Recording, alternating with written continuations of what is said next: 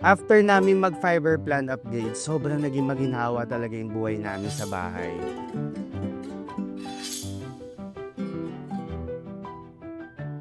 Hi, I'm Lester Aguinaldo. I'm Yunida Aguinaldo. And mas kilala kami sa YouTube bilang The Aguinaldos.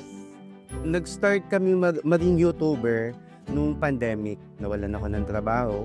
And meron ako nakitang content from the other country na ginawa ko lang kay mama. Then, yung nag-react siya, in-upload ko. It went viral, surprisingly. Tapos yun, tinuloy-tuloy na namin. Ang gamit lang namin sa internet dati, sobrang simple lang. Oo, pa YouTube lang, pa Google. Sobrang importante sa amin ng mas mabilis na internet connection kasi since nasa vlogging na nga kami, ito na rin kasi yung bread and butter namin. Kaya nag-upgrade kami ng PLDT home fiber plan namin. At ako naman, ang saya-saya ko talaga dahil tuloy-tuloy ang panunood ko. Yes, nakakapag-stream na siya nang hindi siya tumitigil, tuloy-tuloy.